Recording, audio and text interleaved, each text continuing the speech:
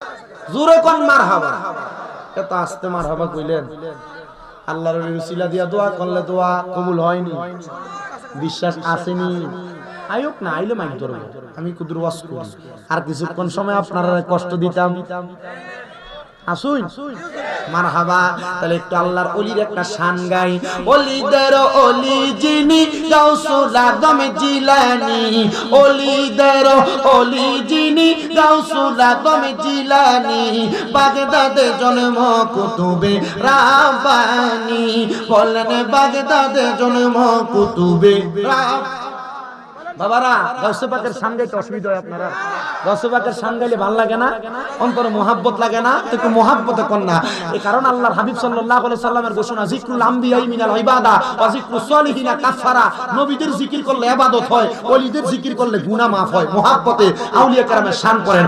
ওলিদের ওলি যিনি গাউসুল আজম জিলানী, ওলিদের ওলি যিনি গাউসুল আজম জিলানী, বাগদাদে জন্ম কুতুবে রাব্বানী। বলেন বাগদাদে জন্ম কুতুবে নি। হাইরে তোমার কাঁধে নবীজির কদম, সব ওলিদের কাঁধে তুমি গাউসের কদম। বলেন তোমার কাঁধে নবীজির কদম, সব ওলিদের কাঁধে তুমি গাউসের কদম। দয়ার নজর করো আমায় ও গো গাউসে সামদানি, দয়ার নজর করো আমায় ও গো গাউসে সামদানি। বাগদাদে জন্ম কুতুবে রাব্বানী। বলেন বাগদাদে জন্ম কুতুবে নি।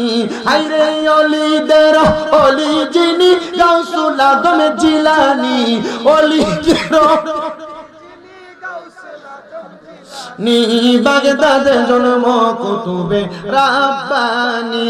বলেন বাগদাদে জন্ম কুতুবে। হাইরে বংশ তোমার হাসান হুসাইনি, তুমি গোলাম ফাতেমার নয়নের মনি। বলেন বংশ তোমার হাসান হুসাইন, তুমি গোলাম ফাতেমার নয়নের মনি।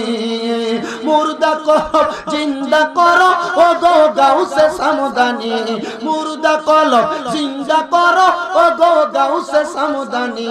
বাগদাদে জন্ম কুতুবে নি। বলেন বাগদাদে জন্ম কুতুবে। আল্লাহ যেন কবুল করে, জোরে কোন আমিন। তাহলে আউলিয়া কেরামের সোহবতে, আউলিয়া কেরামের কাছে গেলে আল্লাহ তাআলা বান্দারে মাফ করে, গুনাহ মাফ করে, হায়াতে বরকত দেয়, রিজিকে বরকত দেয়। আল্লাহ তাআলা হেদায়েতের পথে, জান্নাতের পথে কবুল করে। কথা কোন না ঠিক কি না? কারণ আমরা সুন্নিদের বিশ্বাস আউলিয়া কেরামের পথটা ইহদিনাস সিরাতাল মুস্তাকিম পথ, সহজ এবং সরল পথ। কথা কোন না ঠিক কি না? তো বাবা আমার, ভারতের জমিনের প্রখ্যাত ওলি, ওনার কাছে একদিন এক নেশাখোর গেছেন, যা বলতেছেন হুজুর আমার স্বভাব হলো নেশা করা, তবে আমি খবর পাইছি আপনি বলছেন মুরিদ হইলে মানে পীর মাশায়েখের কাছে যা বায়াত গ্রহণ করলে আল্লাহ তাআলা তার জীবনের গুনাহ মাফ করে দেয়। হুজুর আপনি আমারে মুরিদ করান। ও বাবা মনে রাখবেন, যারা নেশা করে এই নেশাখোরদের অভ্যাস বড় খারাপ। নেশাখোররা নেশা করার টাকা পয়সা না পাইলে মানুষের কল চুরি করে, মানুষের ডেকডেকচি চুরি করে, চুরি চামারি করে। আপনারা কোন নেশাখোরদের এমন অবস্থা আছে না নাই? আপনারা আসতে কোন দি নেশাখোরদের এমন অবস্থা আছে না নাই? মুহাব্বতে একটা তাকবীর দেন, নারে তাকবীর, নারে রিসালাত। আহলে সুন্নাত ওয়াল জামাত প্রধান অতিথির আগমন, হযরত মাওলানা হাসানুর রহমান হোসেন নকশবন্দি ওয়া সিদ্দিকী সাহেবের আগমন। মারহাবাটা জোরে কোন। হুজুর আসার আগ পর্যন্ত আমি আমার এই কারগুজারি ওয়াকিয়া ঘটনাটা বইলা শেষ করি। হুজুর আসার আগ পর্যন্ত আমি আমার কথাগুলা বলবো, এই পর্যন্ত আপনারা ধৈর্য ধারণ করে শ্রবণ করার চেষ্টা করবেন। ওই নেশাখোরটার প্রবঞ্চনায় নেশাখোরের অত্যাচারে এলাকার মানুষগুলা বড় বিরক্ত। এবার ওই নেশা করে গেছেন আল্লাহর ওলির কাছে, হুজুর আপনি আমারে বায়াত গ্রহণ করান, আপনি আমারে বায়াত গ্রহণ করাইবেন, তবে শর্ত হইল হুজুর আমি বায়াত গ্রহণ করুম কিন্তু নামাজ পড়তাম না। আল্লাহর ওলি কয় বাবা এটা কেমন পাগল আমার কাছে আসলো, করে নেশা, আবার যদি কই তারে মুরিদ করাইতাম না, এই ব্যক্তি তো আমার সাথে খারাপ আচরণ করতে পারে। হুজুর বলতেছে ঠিক আছে, তুমি বলছো তুমি নামাজ পড়তে পারবা না, যদি তুমি মুরিদ হওয়ার পর নামাজ পড়ো। আল্লাহর ওলিদের হিকমত এবং তাদের জবানের কথা এটা কেউ বুঝতে পারে না, বোঝার জন্য আলাদা রকমের ক্ষমতা এবং পাওয়ার লাগে, কথা কোন না ঠিক কিনা? ডাক দিয়ে বলতেছে কারণটা কি? বলে হ্যাঁ নামাজ পড়তে পারবা না, যদি নামাজ পড়ো প্রতি ওয়াক্ত নামাজের জন্য তোমাকে একটা দ্বারা জুতা দ্বারা খরম দ্বারা আঘাত করা হবে। বলছে হুজুর আমি এমনই তো লোক টোকায় যার কাছে আমি বায়াত গ্রহণ করতাম, যে এই ব্যক্তি আমারে নামাজের কথা বলবে না, তবে হুজুর বলে শর্ত হইল নামাজ যে তো পড়তে পারবা না, আমি তোমার একটা তালিম দেই বায়াত গ্রহণ করার কারণে, তুমি একটা জিকির করবা, যে জিকির হলো লা ইলাহা ইল্লাল্লাহ। হাদিস শরীফের মধ্যে রাসূল পাক বলেছেন আফদালু যিকরি লা ইলাহা ইল্লাল্লাহ ওয়া আফদালু দুআই আলহামদুলিল্লাহ, সবচাইতে উত্তম জিকির হলো লা ইলাহা ইল্লাল্লাহ, সবচাইতে উত্তম দোয়া হলো আলহামদুলিল্লাহ। তুমি বলো এই জিকিরটা করতে পারবা নি? হুজুরের কথা মোতাবেক ওই নেশাখোর ব্যক্তিটা ডাক দিয়ে কই হুজুর আপনার কথা মোতাবেক আমি জিকিরটা করতে পারবো, আপনি আমারে বায়াত করান। হুজুর বলে তোমার বায়াত হয়ে গেছে, তুমি যেহেতু আমার সাথে ওয়াদাবদ্ধ হয়েছে এটাই বায়াত। মারহাবা, আরো জোরে কয় না মারহাবা। ডাক দিয়ে কয় বাবা যাও তাহলে চলে যাও। এবার নেশা করতে যাওয়ার পর হুজুর বলতেছেন এবং যেহেতু আমি নেশা করতে আমার কাছ থেকে দৌড়াইছি, আমি আল্লাহর কাছে দোয়া করলাম আল্লাহ এই ব্যক্তিটা তো খারাপ মানুষ, নেশা করে, তার যন্ত্রণা এলাকার মানুষ বড় নিস্তব্ধ, আল্লাহ তুমি যদি হেদায়েত না দাও, হেদায়েতের মালিক আর কেউ নাই, হেদায়েতের মালিক কে? আল্লাহ। আল্লাহ তুমি তার হেদায়েত নসিব করো, আল্লাহ তুমি তার হেদায়েত নসিব করো, আল্লাহ তুমি তার হেদায়েত নসিব করো। আল্লাহর ওলিদের এমন খাসিয়ত, ওনাদের ইবাদতের কারণে, আল্লাহর ওলিদের ইবাদতের পাওয়ারের কারণে, ঈমানের পাওয়ারের কারণে তারা কোন দোয়া করলে আল্লাহ তারা দোয়া ফিরায় না। কারণ হাদিসে মুবারাকার মধ্যে দেখলাম আল্লাহর কোন বান্দা যখন আল্লাহ তাআলার বেশি নফল ইবাদত করে, এটার বান্দা থাকে না, এটা বান্দা থেকে আল্লাহর বন্ধু হয়ে যায়। আল্লাহ পাকের পেয়ারা হাবিবের হাদিসে মুবারাকার মধ্যে বলতেছে ওই বান্দা যখন বান্দা থেকে বন্ধু হয়ে যায় তখন বান্দার হাত আর বান্দার হাত থাকে না, এটা স্বয়ং আমার আল্লাহর কুদরতি হাত হয়ে যায়। বান্দার চোখ তখন বান্দার চোখ থাকে না, এটা আমার আল্লাহ তাআলার কুদরতি চোখ হয়ে যায়। বান্দার জবান তখন বান্দার জবান থাকে না, এটা আমার আল্লাহ তাআলার কুদরতি জবান হয়ে যায়। এ মুসলমান, এ নবীর উম্মতের দলেরা, এবার আল্লাহর বান্দাটা আল্লাহর ওলির কাছ থেকে তালিম নিছে, নামাজ পড়তে পারতো না, জিকির করতে পারবো, জিকিরের নাম লা ইলাহা। আস্তে আস্তে কর, মনে হয় যে একবার উদায় গেছে। জিকিরের নাম লা ইলাহা। আরে আমি না নরম গরম, হুজুর আইতাছে না, একটু মুহাব্বত একটু কইতে হবে, হুজুর আইলে তো আপনারা দেখলে শান্তি পায়। মারহাবা কোন? আমি আইয়াম না যে অবস্থা দেখছিলাম মাশাআল্লাহ, এই আল্লাহর ওলিরা যদি হুজুরে দেখতো, আমি চিন্তা করি হুজুর ওয়াজ করতো না। আলহামদুলিল্লাহ জিকির আজকার মুনাজাত দিয়ে আপনারা গোলাইছি, আল্লাহ কবুল করক, জোরে কোন আমিন। বিরিয়ানি খাওয়ানোর মানুষের তো দরকার আছে, কারণ তাবারুক আরো আগেই শেষ, রেডি হয়ে গেছে, আল্লাহ যেন কবুল করে, জোরে কোন আমিন। ওই পাগলটার তালিম দিছে, নামাজ পড়তে পারবে না তবে জিকির করতে পারবে। বলেন না তালিমটা ভালো না খারাপ? ভালো তালিম। যেহেতু তালিম দিছে, একটা একটা করলে না আরেকটা শিখবো, একটা করতে করতে আরেকটা শিখবো। ডাইরেক্ট তো সন্তান গর্ভ থেকে হিসাব বাবা ডাকে না, সন্তান তো দুনিয়াতে আস্তে আস্তে আস্তে আস্তে করে শিখে। এবার ওই বান্দাটা নেশা করার নেশা করে, কিন্তু আল্লাহর ওলির দরবার থেকে ওই দিন নেশা করার জন্য মদের বাটিখানায় যায়, দেখে রাত্র বেশি হয়ে গেছে, মদের বাটিখানাটা বন্ধ, ওই দিন আর নেশা করে নাই। কি করে নাই? ওই দিন নেশা না করতে পাইরা চিন্তা করলো আমি যেহেতু বায়াত গ্রহণ করেছি, আমি এখন বাড়ি যাওয়ার আগ পর্যন্ত লা ইলাহা ইল্লাল্লাহ জিকির করব, নামাজ না পড়তাম না, আজকে যেহেতু নেশা করতে পারি নাই, লা ইলাহা ইল্লাল্লাহ জিকির করতে করতে বাড়িতে গেছেন, ঘরের দরজা খুলে দিয়েছেন স্ত্রী। স্ত্রী স্বামীর এমন আচরণ দেখে বড় অবাক, কিরা আমার জামাই তো নেশা করতো, কিন্তু এখন আমার জামাই আর নেশা করে না। ও বাবা, কোন স্বামী যদি নেশা করে, বদ কাজ করে, স্ত্রীর এটা পছন্দ না। আপনারা অনেকে সিগারেট পান করেন, সিগারেট খাওয়ার কারণে আপনাদের স্ত্রী রাত্রবেলা বিছানার মধ্যে অন্যদিকে মুখ ফিরে শুয়ে থাকে, কারণ সিগারেট খোরগুলা বিড়ি করেন মোহের ভিতরে যে গন্ধ, গুয়ের গন্ধের সাথে আরো বালা। কথা কয় না? আপনার বউ যে আপনার খাট থেকে লাথি দিয়ে ফেলায় না, এটা আপনার হাজার কপালের ভাগ্য। কিন্তু আপনি সিগারেটটা পান করেন, সিগারেটটা খান, বাবার আল্লাহর দোহাই লাগে, রহমতের নবীর ঘোষণা, তোমরা যদি দুনিয়াতে জাহান্নামী মানুষ দেখতে চাও তাদের দিকে তাকাও, যাদের জীবিত অবস্থায় মুখের মধ্যে আগুন দেখা যায়। আমি খেয়াল করে দেখছি জীবিত অবস্থায় মুখের মধ্যে আগুন শুধু সিগারেট খাওয়ানোর মুখে দেখা যায়। আপনারা কোন এমন অবস্থা আছে না নাই? এ মুসলমান, আমি এটাকে হারামও বলি না, আমি এটাকে নাজায়েজও বলি না, আবার জায়েজও বলি না। আমি আপনাদেরকে হিরিক দিয়া গেলাম, মন চাইলে খাইবেন, না চাই না মন চাইলে ছাড়বেন। এ নবীর উম্মতের দল আশিক রাসূল ভাই বাবারা, এবার আল্লাহর বান্দা যখন নেশা না কইরা বাড়ির মধ্যে গেছে, বউ বড় অবাক। তিনি চিন্তা করলো, আমার স্বামী তো মদ খায়, আমার স্বামী তো নেশা করে, আমার স্বামীর এমন অবস্থা দেখে আমার কাছে ভালো লাগতেছে। মহিলা রাত্রবেলা আনন্দে আর ঘুমায় না। জামাই ভালো হয়ে গেছে, আজকে মদও খাইছে না, কোনদিন নেশা করে যখন আসে ঢুলতে ঢুলতে বিছানাতে পড়ে, জুতো খুলে না। আজকে আমার স্বামী কত সুন্দর, স্ত্রী কি খুশি না বেজা? জামাইর বালা বউ দেখতে পারে, কথা কোন ঠিক কিনা? তবে হ্যাঁ, কোন বউ যদি এটা যদি মনে করেন যে শয়তান মার্কা হয়, বলে হুজুর বউ কেমনে শয়তান মার্কা হয়? না, মহিলারা আসলেই ভালো, কিন্তু আল্লাহ তাদেরকে হযরত আদম আলাইহিস সালাতু ওয়াস সালামের বাম পাজরের বাঁকা হাড্ডি দিয়ে বানাইছে, তো এরা মাঝে মাঝে বাঁকা হয়ে যায়। তবে এরা বাঁকা হওয়ার তিন কারণ। কয় কারণ? মহিলারা বাঁকা হওয়ার কয় কারণ? মহিলারা ঘাউরামি করার কয় কারণ? তিন কারণ। এক নাম্বার কারণ, তাদের জামাই যদি পরকিয়া করে, তাদের জামাই যদি তাদের সামনে অন্য কোন নারীর প্রশংসা করে, তাদের জামাই যদি নেশা করে, তাদের জামাই যদি বদকাজ করে, ওই মহিলা তার সংসারে অশান্তি করে। দুই নাম্বার, ওই মহিলা যেই ঘরে বিবাহ হয়ে আসছে, তার শ্বশুর শাশুড়ি যদি তারা নিজের মেয়ের মতো না মনে করে, তাহলে ওই মহিলা পরিবারে অশান্তি করবে। তিন নাম্বার, ওই মহিলা তার মায়ের কুপরামর্শ অশান্তি করবে। অনেক মহিলার মারা তারা কয়, তোর জামাই কি কামাই করে না করে এটার খবর রাখিস, তো তোর ভবিষ্যৎ শেষ হয়ে যাবো, সে তার মা বাপের সবকিছু দিয়ে দিব, তোর কিছু দিত না। তখন মহিলা যখন তার স্বামীর ইনকামের ইন্টারফেয়ার করতে যায়, তখন তার সংসার ভাঙে। কথা কোন ঠিক কিনা?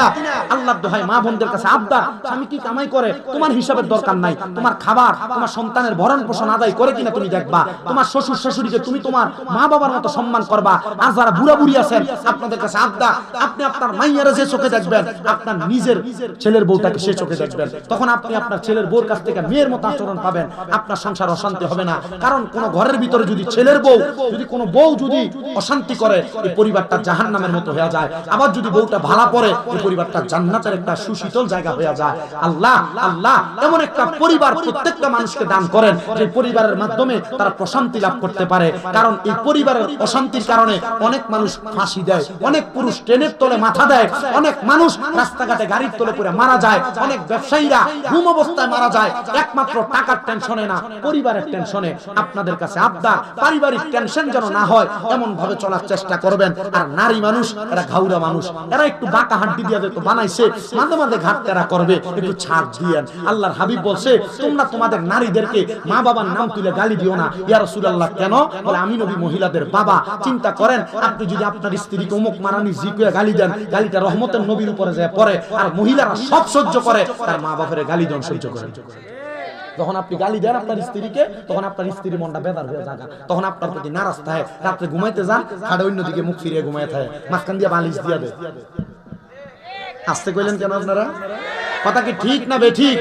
রাসূল বলেছেন শুধু গালি না, তোমাদের স্ত্রী যদি মাঝে মাঝে কোনো অন্যায় করে, তোমরা তোমাদের স্ত্রীদের মুখের মধ্যে আঘাত করো না। আর আপনার বউ যখন অন্যায় করে ঠাস করে গালে একটা সটকনা মারেন। রাসূল বলেন শুধু তাই না, কেন মারবা না? তোমাদের স্ত্রী তোমাদের জন্য সাময়িক সময়ের মেহমান মাত্র, তোমরা তাকে মেহমানের মতো আদর যত্ন করবা। আর আমরা বেড়া মানুষ, মাশাআল্লাহ গো, আমরা যে একটু থেকে একটু হলে গুরুম করে ফিট বেড়াই কি চালা। কথা কন না কেন? কিছু কি খিসে না?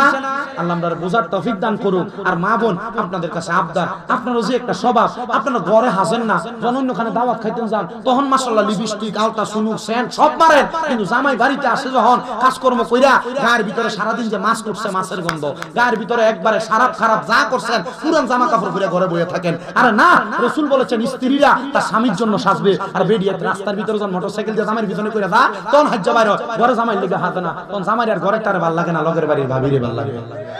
কথা কয় না কেন? এই জন্য মহিলারা, আপনার স্বামী যদি পরকিয়া করে বা অন্য কোনো নারীর সাথে সম্পৃক্ত হয়, এটার জন্য আগে আপনি আপনার নিজেকে দোষারোপ করবেন। আপনি আপনার স্বামীর সাথে সুন্দর ব্যবহার করেন কিনা? আপনি জামাই যদি বাড়িতে এসে কাজকর্ম শেষ কইরা এক গ্লাস পানি চাই, আপনি খেতে পারে না, তখন জামাই দোয়ার তোমার ভালো লাগবে না। পাশের বাড়ির ভাবির গদ্দুয়ারে তখন যায়, ভাবি একটু পানি দেন, ভাবি লেবুর রসের শরবত দেন, তখন আর তারে ভালো লাগে না, ভাবিরে ভালো লাগে। কথা কয় না কেন? আল্লাহ বুঝার তৌফিক দিক। মহিলার আগে নিজের উপর দোষটা পাইবেন। স্বামীকে আপনি এমন ভাবে লালন পালন করবেন, স্বামী বাহির থেকে আসে, রক্ত গরম থাকে, ধমক দেয়, এই ধমকটা সহ্য করেন। রাসূলে পাক আপনাদেরকে পানির সাথে তুলনা করছে। বলেন নারীদের মহিলারা আসছে, আমি তো লেগে ওইদিকে আমরা দিকে শেষ করতেছি। জান আপনি জান, বেশি শুয়া ফামের দরকার নেই, হুজুরে লইয়েন, ওয়াজ বেশি হয়ে গেছে। জান না, কাছাকাছি হুজুর ঘরে বসে, গাড়ি ঘুরিতে গেছে, গাড়ি ঘুরিতে গেছে না, ও দরবারে যে দেখা করে আইতে গেছে। তুমি জানো না, তুমি আরো ভিডিও দিয়ে বলে আরো নারে তাকবীর, নারে রিসালাত, আহলে সুন্নাত ওয়াল জামাত, মুহাম্মদ কারি শামীম রাজা সিদ্দিকী সাহেব। আলহামদুলিল্লাহ কোন আস্তে আলহামদুলিল্লাহ, আরো জোরে আলহামদুলিল্লাহ। ও আজকে আপনারা কষ্ট দিতেছে হন্তে, আমি ওয়াজ যতক্ষণ করছি অতক্ষণ কি ফালতু কথা কইছি না বোঝার কথা কইছি? আমি এখন লাস্ট 5 মিনিট যে কথাগুলো কইছি এগুলো যদি মাইন না চলে, একটা পরিবার কি শান্তি হবে না অশান্তি হবে? আবার কোন এমন সিস্টেম আছে শিখাই দিয়া দামু ভিডা ভিডি লাগিয়ে দেবো। অনেক বেড়া কিফটামি করে, জামাই কোনো কিছু নিজে ইচ্ছা করলেও জামাই না স্ত্রীকে কোনো কিছু দেয় না। কিফটা বেড়া আছে না, বউরে ওই বছরে বছরে যে কিনা দেয়, এরপর আর কোনো কিছু কিনা দেয় না, এতে হাত শুধু ব্যাংকে রাখে, জায়গা জমি কিনে। মহিলা তোমার জামাই যদি এমন কিফটামি করে, চুরি করে খাইবা, গুণ হইতো না। শিখাই দিয়ে গেলাম আজকে, গুণ হইলে এটা আমার দিয়া লাইও। তবে চুরি করে নিজে খাইও, জামাইর বাড়িতে ফাসার, বাবার বাড়িতে ফাসার করো না। ফাসার করলে এটার কারণে কবিরা গুণ হইল। তবে তোমার জামাই যদি কিফটা হয়, যদি না দেয়, তাহলে চুরি করে খাইও। জামাই টিহা চুরি করে খাওয়া যায়, শামীম রেজার ফতুয়া। কি করেন আপনারা? জামাই যদি কিফট হয়, শর্ত জামাই যদি কিফট হয়, ভিডিও কি একটা খুশি হইব।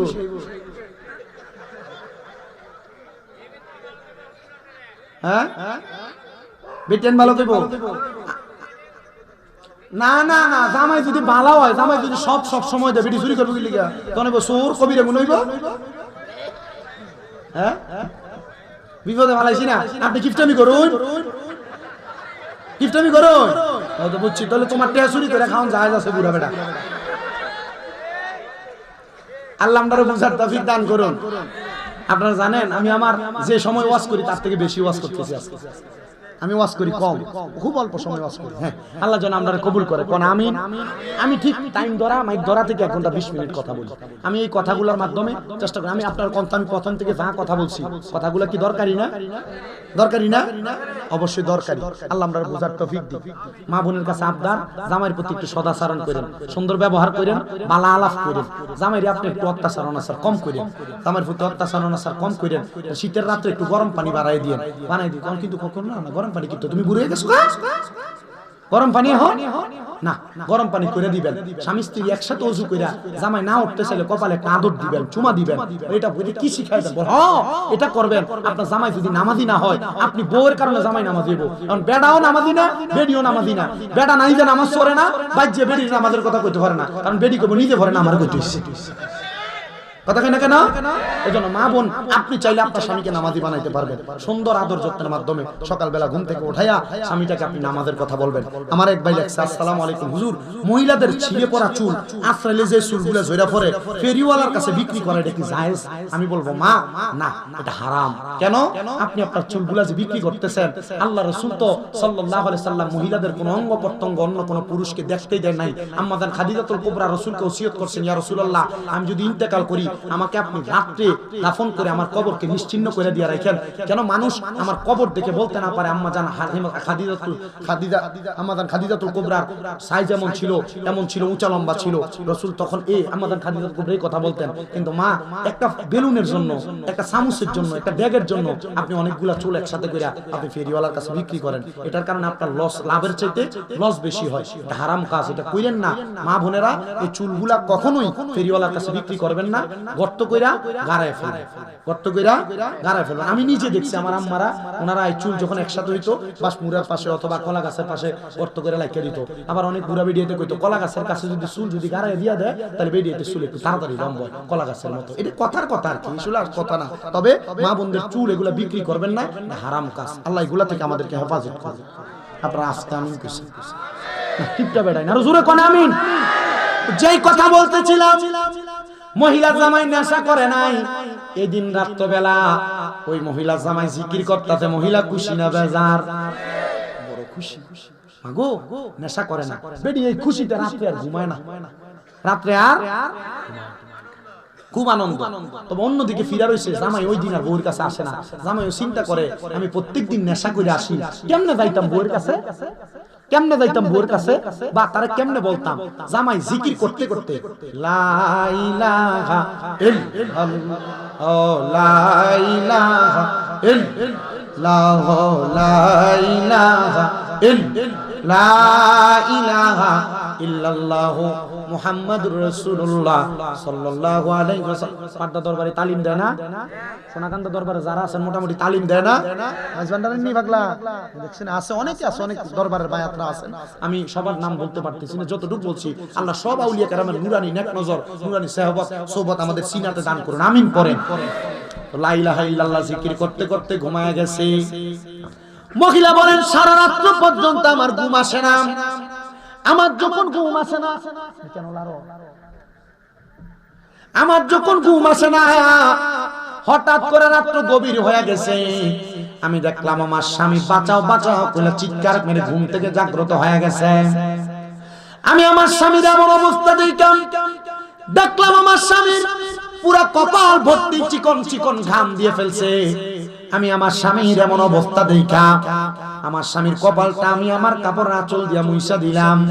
বললাম এ স্বামী তোমার কেন এমন অবস্থা, তোমাকে কেন ঘাম দিয়েছে? ওই স্বামী ডাক দিয়া তো স্ত্রী, আমি যখন ঘুমাইতেছিলাম, আমি ঘুমানোর পরে হঠাৎ করে আমি স্বপ্ন দেখলাম আমার ঘুম থেকে কে যেন তুইলা নিয়া প্রবল স্রোত, ওই স্রোতের মধ্যে ধাক্কা দিয়ে নদীর মধ্যে ফেলে দিছে। আমি নদীর মধ্যে পড়ার পর বাঁচাও বাঁচাও বইলা কত বাঁচার চেষ্টা করলাম, কিন্তু বাঁচতে পারলাম না। এমন টাইমে আমি দেখলাম আল্লাহর আসমানের মধ্য থেকে তিনটা দড়ি, চার পাঁচটা দড়ি আমার নদীর মধ্যে পড়েছে। আমারে কে জানি বলতেছে, এ আল্লাহর বান্দা একটা দড়ির মধ্যে তুমি ধরো। আমি একটা দড়িতে ধরার পর দেখলাম আমারে টান দিয়া কেউ উপরে উঠায় না। আমি নিচের দিকে চলে যাচ্ছি, আমি আরেকটা দড়ির মধ্যে ধরলাম, দেখলাম আমি স্রোতের সাথে আরো নিচে চলে যাচ্ছি। আমি আরেকটা দড়ির মধ্যে ধরলাম, আমি দেখলাম তিনটা দড়ি ধরার পর আমি আরো নিচে চলে যাচ্ছি। 4 নাম্বার দড়িটা ধরার পর আমি দেখলাম আরো নিচের দিকে চলে যাচ্ছি। আমি চিন্তা করলাম 4টা দড়ি যেহেতু ঝরছি, 5টা দড়ি আছে, আরেকটা দড়ি আমি ধইরা দেখে আমি বাঁচতে পারি কিনা। আমি আবার 5 নাম্বার দড়িটা ধইরা ফেলাইছি। আমি ধরার পরে দেখলাম 5টা দড়ি থেকে আমার টান দিয়া নদীর পারে আইনা দাঁড় করাইছে। আর আমার কে জানি আইছে আমার গাটা মুইসা আমার সুন্দর করে সুন্দর জামা কাপড় পরাইয়া দিয়া ঘুমের মধ্যে দিছে। স্ত্রী গো, এই বয়টা পাইয়া আমি ঘুম থেকে লাফ দিয়ে উঠছি গো স্ত্রী। এবার ডাক দিয়ে কই, আপনি যে ঘুম থেকে এমন ভাবে লাফ দিয়ে উঠছেন, আপনি কি বলতে পারবেন এটা কি স্বপ্ন আপনি দেখেছেন? বলে কি স্বামী গো, আপনি তো নামাজ পড়েন না। বলে না। বলে আপনি যেই 5টা দড়ি দেখছেন, এই 5টা দড়ি হইল 5 ওয়াক্ত নামাজ। একটা ফজর, একটা জোহর, একটা আসর, একটা মাগরিব, একটা এশা। আপনি একটা ধরছেন, আপনি বাঁচেন নাই। 2টা ধরছেন, বাঁচেন নাই। 3টা ধরছেন, বাঁচেন নাই। 4টা ধরছেন, বাঁচেন নাই। যখন আপনি 5টাকে পাত্র করেছেন, তখন আপনি বাইসা গেছেন। আপনার 5টা দড়িটা লিয়াত গালা কাছে নিয়ে গেছে। স্বামী গো, নেশা করার কারণে আপনি যে জাহান্নামের আগুনে যাবেন, নামাজ না পড়ার কারণে আপনি যে জাহান্নামের আগুনে জ্বলবেন, আপনার ওই জ্বলাটা আমার আল্লাহ তাআলা কেমন ভাবে শাস্তি দিবে আপনি জানেননি। আপনার জন্য কঠিন যন্ত্রণাদায়ক শাস্তি দেওয়া হবে। স্বামী আপনি এখন থেকে 5 ওয়াক্ত নামাজ আদায় করেন। স্বামী ডাক দিয়া স্ত্রী, আমি আজকে একজন আল্লাহর ওলি সোহবতে গিয়েছি। মনে রাখবেন আউলিয়া কেরামের কাছে যাওয়া আসা করলে, সোহবতে থাকলে আল্লাহ তাআলার রহমত পাওয়া যায়। কারণ আমার আল্লাহর ঘোষণা, ইন্না রাহমাতাল্লাহি করিবুম মিনাল মুহসিনিন, নিশ্চয় আমার আল্লাহর রহমত আল্লাহর ওলিদের নিকটবর্তী হইলে পাওয়া যায়।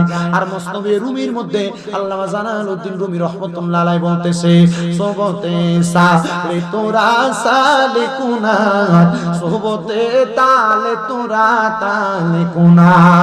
ভালো মানুষের সোহবতে থাকলে ভালো হইতে পারবা, আর খারাপ মানুষের সোহবতে থাকলে খারাপ হইবা। ওই স্ত্রী ডাক দিয়ে কই, স্বামী আপনি 5 ওয়াক্ত নামাজ পড়েন, দেখবেন আপনি এমন আযাব গজব থেকে আপনি বাইসা যাবেন। স্বামী ডাক দিয়ে কয়, আমি যার কাছে বায়াত গ্রহণ করেছি, আমি ওনার কাছে ওয়াদাবদ্ধ হইছি, আমি নামাজ পড়ব না। আর উনি বলেছে 1 ওয়াক্ত নামাজ যদি পড়ে আমার একটা করে করমের আঘাত দিব। ওই স্ত্রী কি করব বলো না? স্ত্রী ডাক দিয়ে কই, উস্তাদের সাথে সাথে আমি বুঝবো আপনি নামাজ পড়েন। আবার ওই ছেলে ডাক দিয়ে কয় আমি নামাজ পড়তে লাগলাম, নামাজ পড়তে লাগলাম। নামাজ পড়তে পড়তে পড়তে পড়তে আমি যখন অধিক পরিমাণ নামাজ পড়লাম, আমি নামাজ পড়তেছি। এবার আমি নামাজ পড়ে চিন্তা করলাম হুজুর আমারে বলছে নামাজ না পড়ে জিকির করতে, আমি হুজুরের অমান্য করেছি, হুজুরের কাছে আমার যাওয়া দরকার।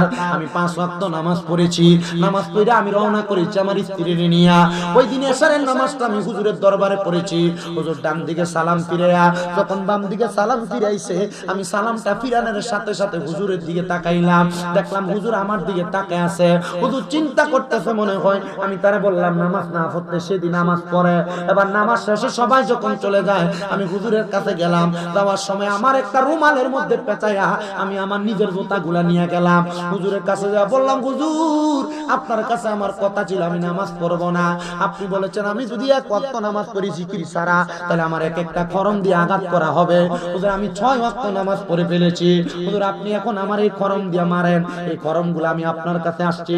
হুজুর কয় বান্দা, এ আল্লাহর বান্দা, আমি তোমারে বলেছিলাম মারবো কিন্তু এখন মারতে পারবো না। বলে কেন মারবেন না? বলে তুমি এখন নামাজ পড়ো, আগে তুমি নেশা করতা, এখন তুমি তোমার ভুলের মাসুল তুমি দিতে জানতেছো, তুমি বুঝে ফেলেছো, তুমি 5 ওয়াক্ত নামাজ পড়বা। ডাক দিয়া কই হুজুর নামাজ পড়বো তো কথা সত্য, কিন্তু আপনি না ওয়াদা করছেন আমারে মারবেন। হুজুর ওয়াদা খেলাফ করলে মুনাফিক হয়ে যায়। আলেমদের কাছে মাসালার অভাব নাই, আলেম চাইলে মাসালা ঘুরাইতে পারে, আলেম না চাইলে মাসালা জায়গা তো রাখতে পারে। ও বাবা রে, তবে না না না, সুন্নি উলামায়ে কেরাম একবার এই কথা আরেকবার ওই কথা বলে না। সুন্নি উলামায়ে কেরাম তাদের সহজ সরল পথের মধ্যে চলাফেরা করে, কিন্তু যারা মুনাফিক তারা একবার এই পথে চলে আরেকবার ওই পথে চলে, একবার এই কথা কয় কইয়া কয় আমি এটা কইছি না, এমন মুনাফিকও আছে না নাই?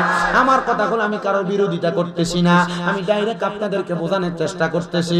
হুজুর ডাক দিয়া কয় বাবা আমি তোমারে বলছি জুতা দিয়ে আঘাত করব, তবে আল্লাহর ফতোয়ার উপরে তো কেউ ফতোয়া ঘুরাইতে পারে না।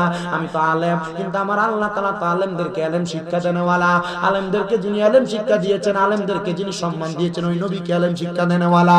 আমি ওই আল্লাহ তাআলার ফতোয়ার উপরে ফতোয়া ঘুরাইতে পারবো না। বলে কি ফতোয়া? বলে আমার আল্লাহ কইছে লা ইউকাল্লিফুল্লাহু নাফসান ইল্লা উসআহা, আমার আল্লাহ তাআলা কারো সাধ্যের বাহিরে কোনো কিছু চাপায়া দেয় না। তুমি নামাজ পড়ার সাধ্য রাখো, এইজন্য আল্লাহ তোমার নামাজ পড়া তোমার উপর চাপায়া দিয়েছে। তো আল্লাহর নামাজ তুমি আল্লাহর বান্দা হইয়া পড়ছো, আমি মৌলবী তোমার বাধা দেওয়ার কে?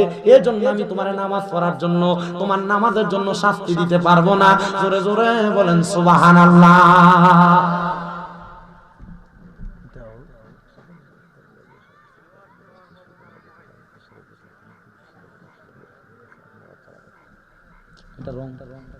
আলহামদুলিল্লাহ, আর জোরে পড়েন আলহামদুলিল্লাহ।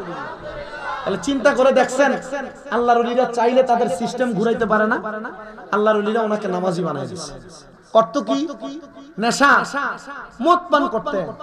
কিন্তু এই মদ পান করতে করতে আল্লাহর ওলি কাছে আইসা শুধু মুরিদ হইতে গেছে। আপনি যত খারাপ হন না কেন, আপনি আল্লাহর ওলিদের সোহবতে যাইবেন, অসুবিধা আছে? আল্লাহর ওলিদের দরবারে যাওয়া কি আপনারা কেউ বাধা দিয়ে রাখছে? কেউ বাধা দিয়ে রাখছে? আল্লাহ আমরা কবুল করুন। আর জোরে পড়ে না আমি তো যেই কথাটা বলতেছিলাম বাবা, সেই কথাটা বলার আগে আমি আপনাদের সাথে একটা গজল গাইতে চাই। গাইবেন নি আপনারা? একটু মোহাব্বতে কোন আরে বাড়িওয়ালা নাই রে, বাড়ি নাই রে দুনিয়াতে, বাড়িওয়ালা নাই রে, বাড়ি নাই রে দুনিয়াতে, বাড়িওয়ালা নাই রে, বাড়ি নাই রে দুনিয়াতে, চোখেরই পলকে তুমি হতে পারো লাশ, চিরতরে বন্ধ হবে তোমার নিঃশ্বাস, হবে এলান তোমার নাম মসজিদের মাইকে, হবে এলান তোমার নাম মসজিদের মাইকে, বাড়িওয়ালা নাই রে, বাড়ি নাই রে দুনিয়াতে, বাড়িওয়ালা নাই রে, বাড়ি নাই রে দুনিয়াতে, তোমার ভয়ে থাকতো মানুষ ছিল বাহাদুরি, বাবনি হাওয়ায় উড়া তুমি যে রঙিনী ঘুরি, তোমার ভয়ে থাকতো মানুষ ছিল বাহাদুরি, বাবনি হাওয়ায় উড়া তুমি যে রঙিনী ঘুড়ি সুতোয় টানে দিলে মালিক সুতোয় টানে দিলে মালিক পারবে না তাকিতে বাড়িওয়ালা নাই রে বাড়ি নাই রে দুনিয়াতে বাড়িওয়ালা নাই রে বাড়ি নাই রে দুনিয়াতে বাড়িওয়ালা নাই রে বাড়ি নাই রে দুনিয়াতে বাড়ি গাড়ি মেল ফ্যাক্টরি টাকার পাহাড় বিলাসিতায় কেটেছে জনম কতই অহংকার বাড়ি গাড়ি মেল ফ্যাক্টরি টাকার পাহাড় বিলাসিতায় কেটেছে জনম কতই অহংকার দামি কাপড় ছেড়ে হবে দামি কাপড় ছেড়ে হবে সাদা কাফন পরিতে বাড়িওয়ালা নাই রে বাড়ি নাই রে দুনিয়াতে বাড়িওয়ালা নাই রে বাড়ি নাই রে দুনিয়াতে বাড়িওয়ালা নাই রে বাড়ি নাই রে দুনিয়াতে জবান খুলে জোরে জোরে পড়েন আল্লাহু আকবার।